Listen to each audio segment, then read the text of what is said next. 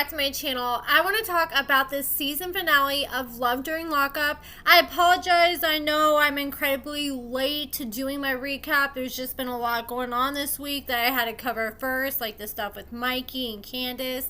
But let's go ahead and get into it. I'm not going to cover the whole episode, what happened with everyone. I'm just going to cover a little bit here and there and my final thoughts.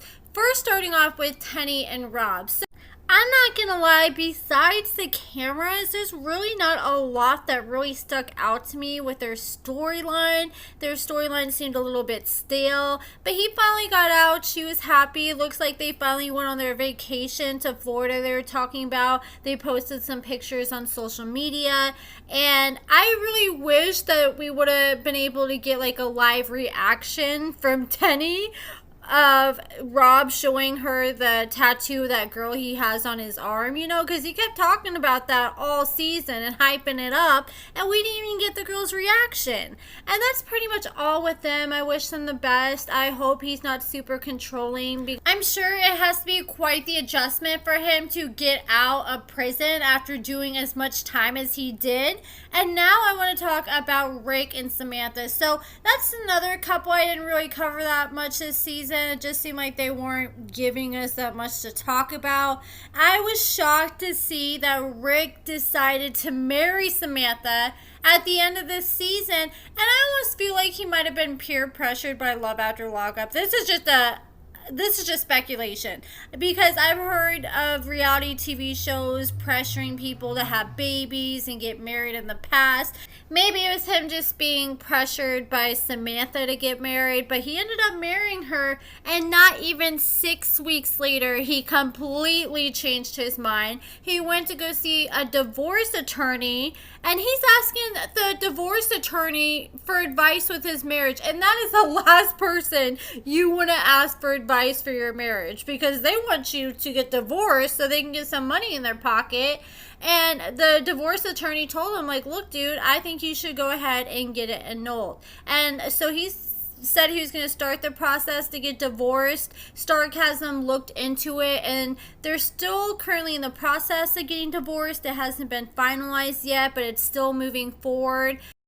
Rick was asked why did he suddenly have a change of heart and want to suddenly divorce Samantha, and he claims that after they got married, she became incredibly needy, and she told him that she didn't want to get like an actual 9-to-5 when she got out of prison. She wanted to become an entrepreneur and write a book and start a business, and she wanted to do it all at Rick's expense. And I feel like this is a conversation they should have had before they got married. But he has this girl, I can't remember her name, but that's the girl that he saw at his high school reunion that looked like she obviously had a thing for Rick. And I think what happened is Rick reconnected with her and started realizing, like, hey, me and her kind of got something going on, and Samantha's not going to be getting out anytime soon, and she actually has a job and can bring something to the table. Like, why date somebody who I can't even be with in real life when there's somebody right here I can be with? Right now they're in the middle of the divorce, and Samantha is still currently in that facility that she was in on the show. It's not like an actual jail. It's like between like a jail and a transitional living place, like where she still is kind of on lockdown, but she has a lot more freedom compared to a typical jail. And that's it with Rick and Samantha. I have a feeling that's going to be one of the last times we end up seeing them. And now I want to talk about Shonta and True. So Shonta reveals that she ended up getting demoted from her job because they found out she was with True. And like during the beginning of the season, she kind of made it look like she was working at a restaurant. But according to her Facebook, her last job listed was at the Kansas City Police Department. So that makes sense that she was working for the police department. They found out she was with an inmate, on why they would not want her to be in such a higher up position, since she's pretty much representing the police department. And she claims now that she got demoted, she's struggling. She said she doesn't even have $100 in the bank, yet she's out here buying True $100 shirts and $300 Jordans preparing for his release, and she's scared because she doesn't know what the future holds. And according to Sarcasm, they revealed that she ended up getting evicted. I think that was from her home in Kansas while she was living in Missouri, waiting for True to be released from prison. And they revealed at the end of the episode that True and Shonta are coming back for the new season of Love After Lockup. And I was surprised because I didn't expect to see them coming back. And they're still currently going strong. They post all the time on Facebook together. This is a recent picture she just posted today. And I think you can see True's tall ass towering over her. But she looks pretty in this picture. She's actually about to go through chemotherapy because she has lupus, and you know, chemotherapy can be pretty rough on the body. So my heart and prayers definitely go out to her. Hopefully the chemotherapy works and she can get all that out and get back to normal health. Now I want to talk about Joey and Michael. There's not too much to say about them. Joey's mom ended up making a full recovery, so thank God for that. And Joey was kind of hinting in the last episode that he was going to go see Michael, and he didn't know if he was going to still be with Michael after that visit. And he ended up going to visit him, and they ended up talking. They ended up staying together after that. But Michael revealed that he don't know if he's going to be getting out soon like Joey thinks. He thinks that he may be in there for another 6 years. And I wonder if Joey's going to stick by him if it does end up being 6 years. And now I want to talk about Ayanna and Jamal. They really didn't have a lot going on in the season finale. She finally got out of jail. She was reunited with her kids, and she is waiting for Jamal to get out, and she's hoping that he'll propose as soon as he gets out. Jamal is supposed to be released from prison towards the end of 2024, so towards the end of this year. And I could see WeTV bringing Jamal and Ayanna back just because she's one of those people that get people talking, and they love people that start conversation around the show, just like Candice does. So let's go ahead and talk about Andrew and Candice. And let's be honest, if it wasn't for Andrew and Candice, this season would have been so freaking boring. Andrew paid for Candice to get her hair done 2 months prior, so she decided to go to her hair appointment. She got her hair done, and she looked fantastic. You could tell she was really feeling herself. And when she went outside, she decided to give Andrew a call, and she's like, hey, I'm just going to let you know, I'm not feeling this. I need you to go ahead and go back to New Jersey.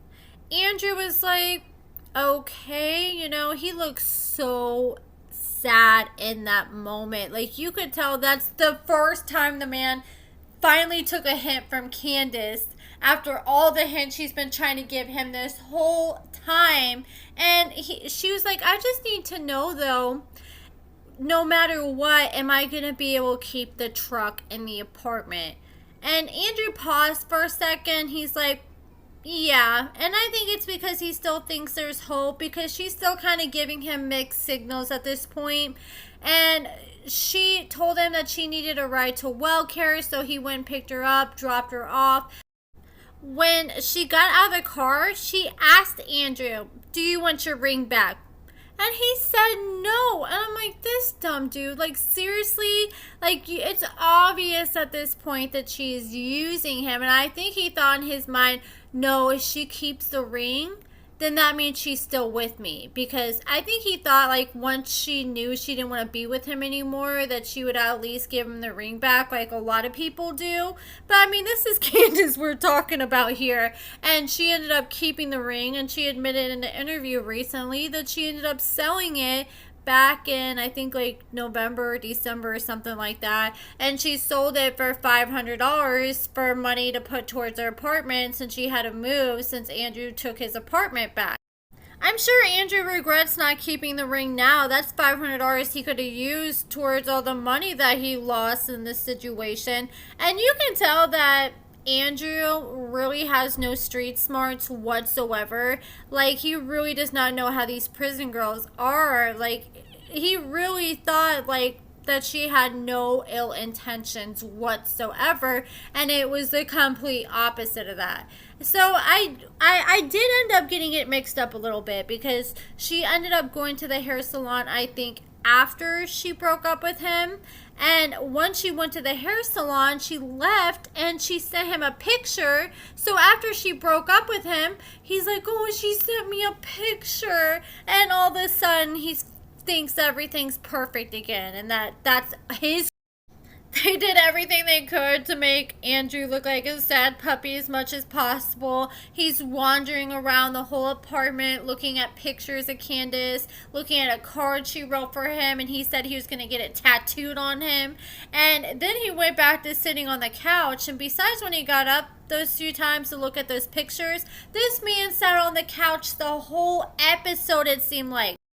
Hell, I wouldn't be surprised if he's still sitting in that same spot waiting for Candice to come back. And while he's reminiscing on Candice, Candice is out and about driving around with another man, and they pan the camera over, and it's a man we have not seen before.